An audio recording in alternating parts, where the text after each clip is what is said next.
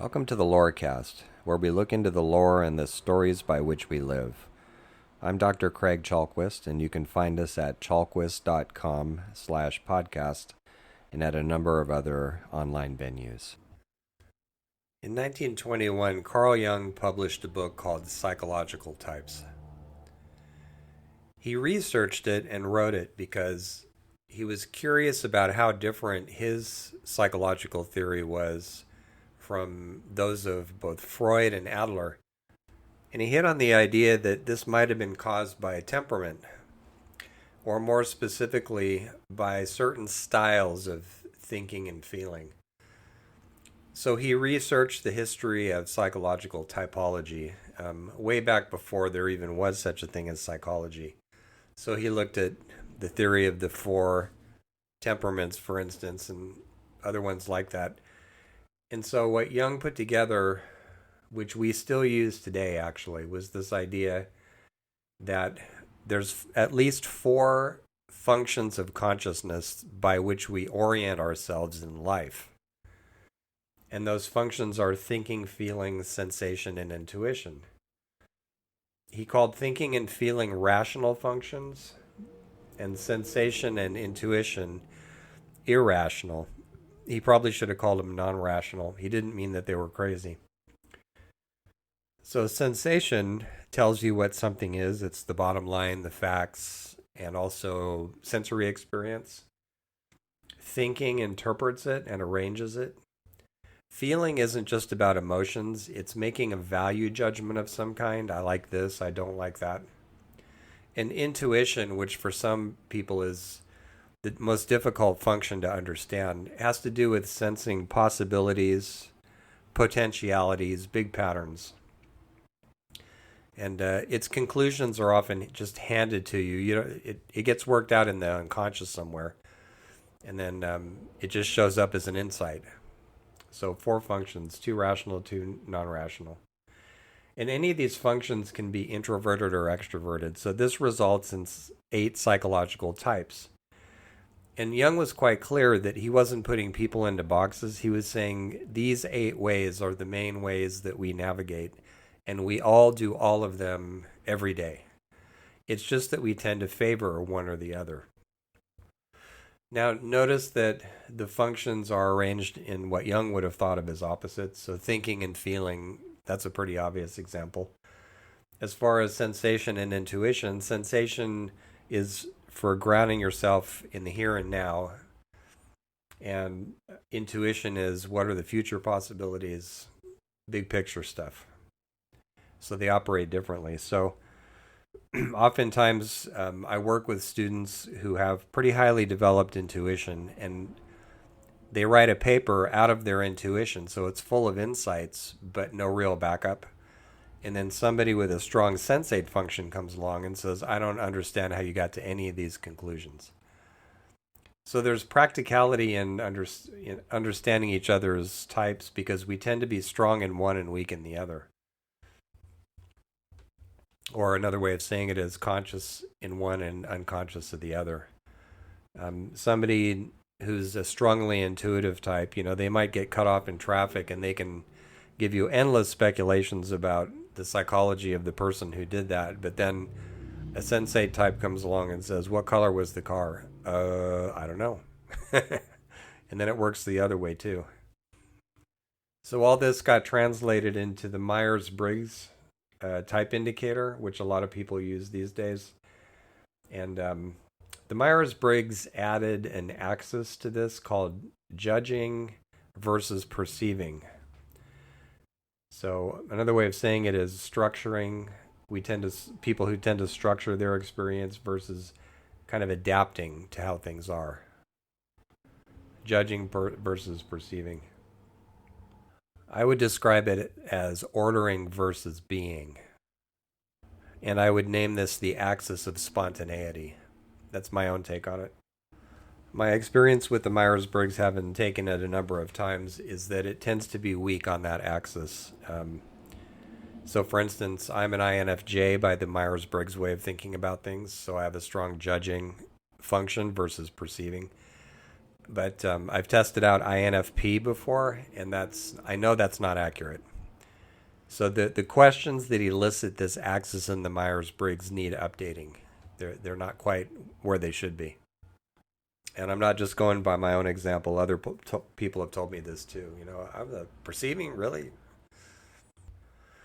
So I would like to make a case, and I wrote a paper about this. It's at my website, chalkwist.com, in the section that has works in it.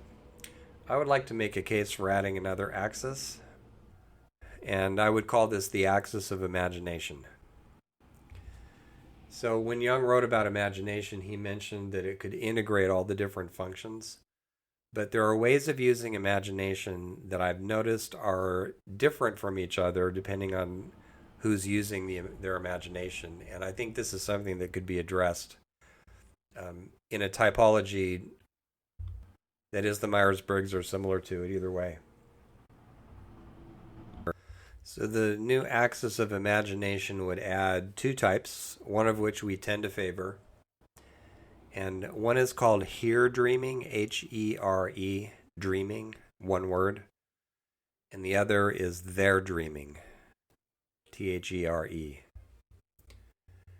And I think this explains a lot that neither Jung's original typology of 8 types nor the Myers-Briggs really deals with adequately.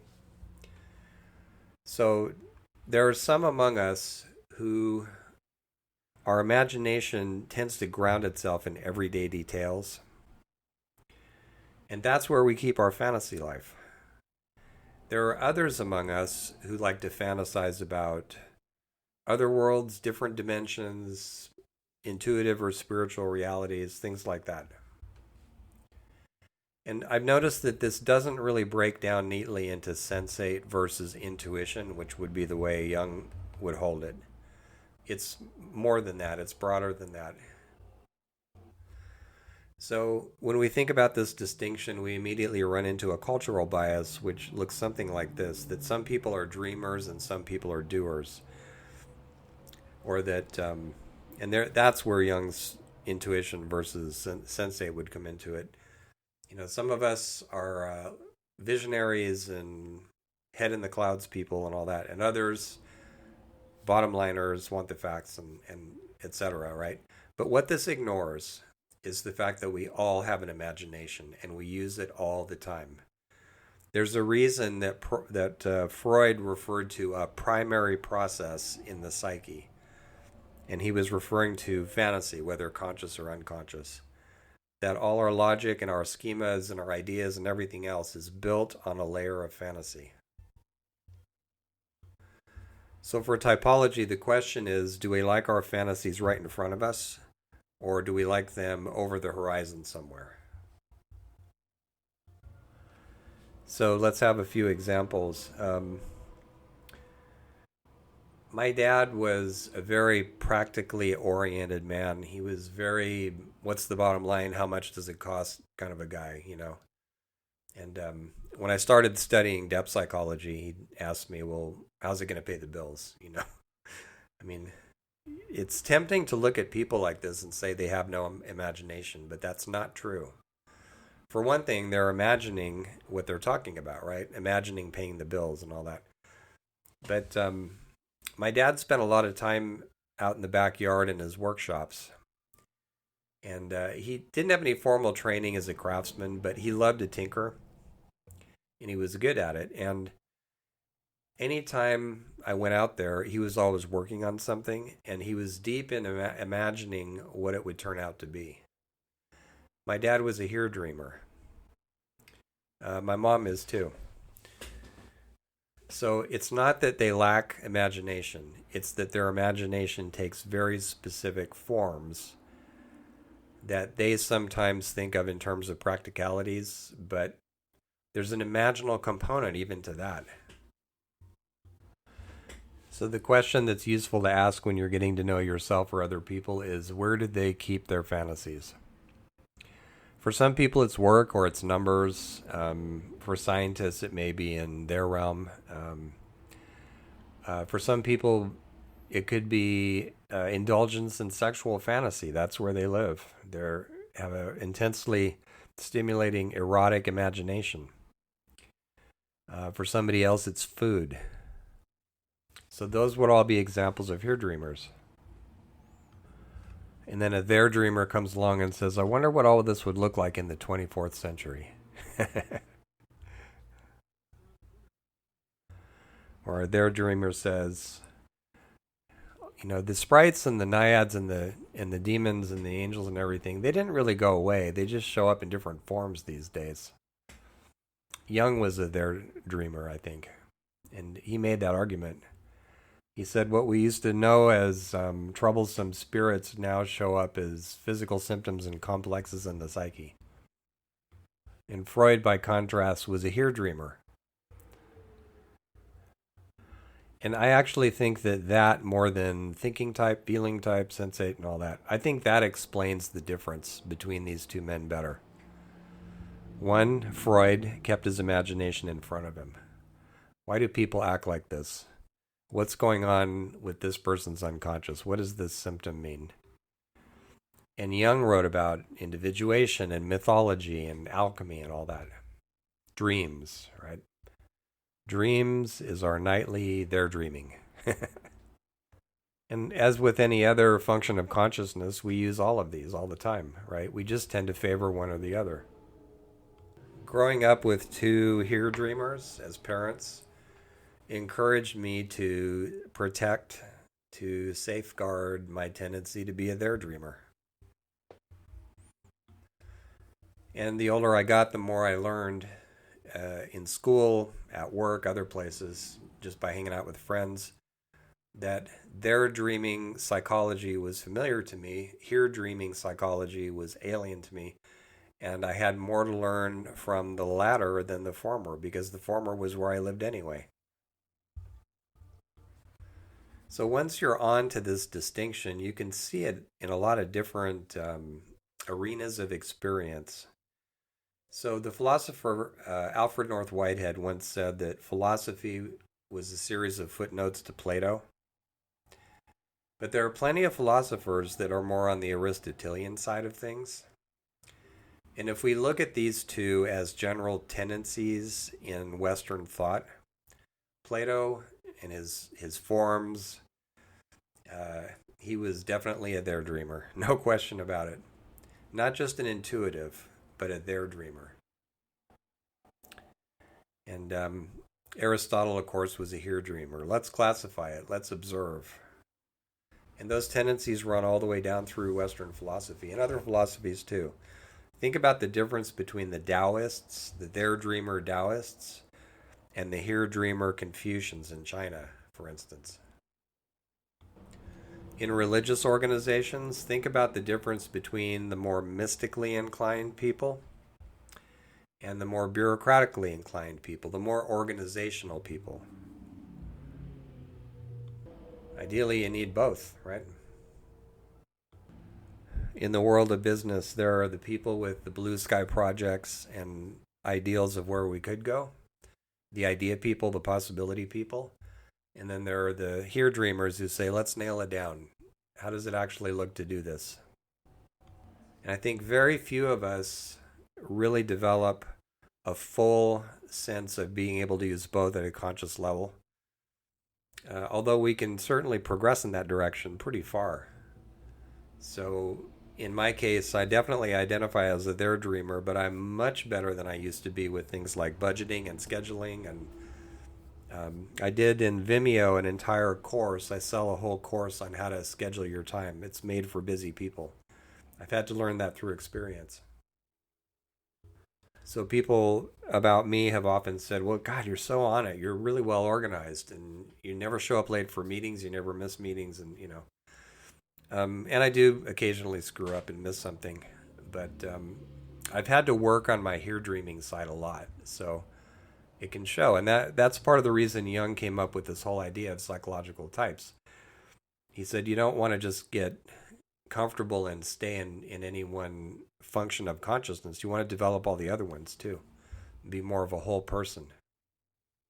Jung, he identified as an introvert, which he clearly was. And There's an anecdote that he was out driving somewhere and got lost, and he was asking somebody for instructions, and they said, "Oh, turn here and go there," and blah blah blah. They were really systematic. And as they drove away, Jung's comment was something like, "Handy people, those extroverts."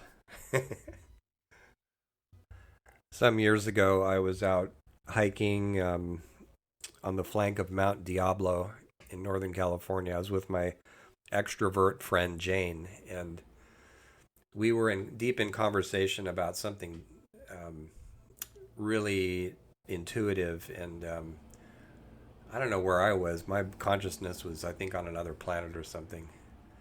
And all of a sudden, I heard Jane's voice go, "Oh, look, a snake!" And there was a rattlesnake on the trail. And it was hard to see, actually. It was pretty well camouflaged, but she picked it right out.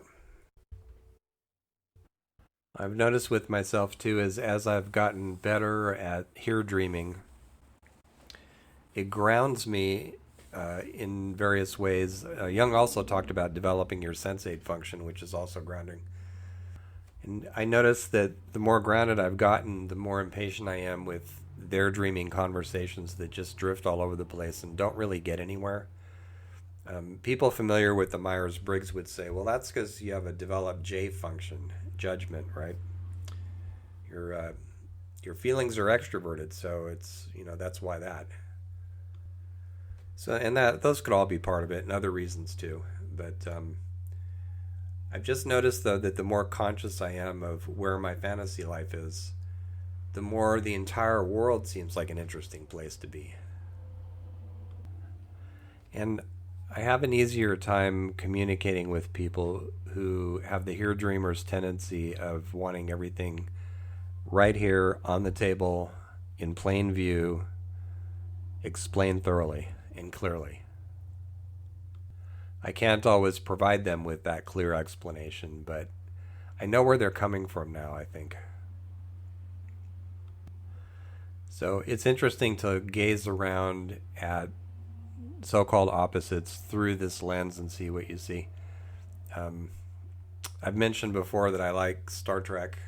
I'm not a Trekkie or a Trekker or anything like that, but I like the shows, some of them. And so Kirk, definitely a here dreamer. Captain Picard, definitely a there dreamer. I think Spock is what Jung would have called a mixed type, in the sense that sometimes we get turned against our natural tendencies. And I think Spock is a there dreamer trained to be a here dreamer, and he forgets that about himself. Sherlock Holmes, a here dreamer. Hamilton was kind of a proto imperialist. I mean, they all had issues. What did Holmes say? Something about the great issues that can hang from a bootlace. A there dreamer never would have said that. He constantly scolds Watson for not paying attention, but it's not that Watson's not attentive, it's that he's attending to something that Holmes can't see. Jung also thought that typology applies to entire cultures and nations. And I'm thinking of my country, the USA. So here dreaming is definitely encouraged. There dreaming is not. Seems like in a country like Finland, it might be the other way around, although I could be wrong about that. Somebody from Finland could speak to that better than I could. But of course, within each country or society, there's a variety. Different people with different functions of consciousness that they favor. For me, one of the most important things about this whole schema, whether you like this new axis or not, is, as I said earlier, not to categorize people, but to develop the variety, the diversity of different ways that we encounter the world so that we can understand each other better and not only tolerate the differences that come up between us, but actually learn to understand and even prize them as precious. Thank you.